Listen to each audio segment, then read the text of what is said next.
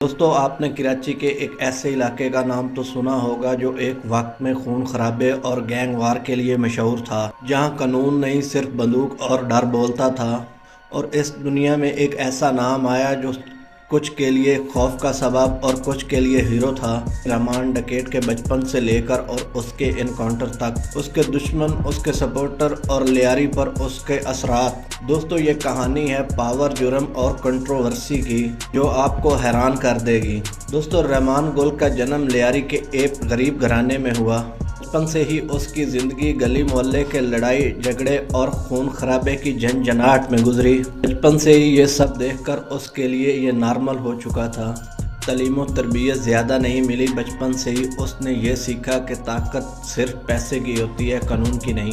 اس کے گھر کے آس پاس کے لوگ اور گینگ نے اس کی زندگی پر اثر انداز ہونا شروع کر دیا، اور رحمان گل نے بھی اپنا نام بنانے کی شروعات کر دی۔ آتے آتے رحمان گل نے شروع کیے لڑائی جھگڑے اور بتہ خوری اور چھوٹے موٹے کام۔ لیاری میں اس کی ایک خاص پہچان بنتی گئی کہ یہ لڑکا ڈرتا نہیں، سب سے آگے چلتا ہے۔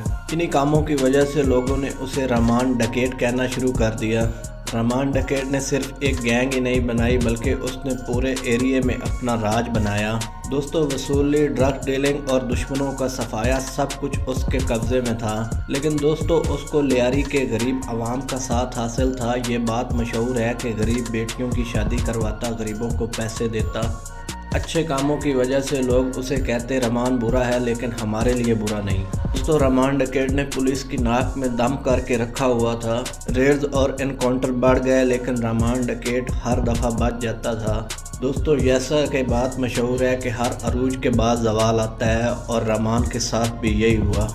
رحمان ڈکیت کا انکاؤنٹر کرنے کے لیے یہ ٹاسک چوری اسلم کو دیا جاتا ہے، جو اس وقت ایک فیئر لیس اور نڈر پولیس افسر تھا۔ سٹائل سیدھا سادہ تھا، نو ڈیل نو کمپرومائز، صرف اور صرف انکاؤنٹر۔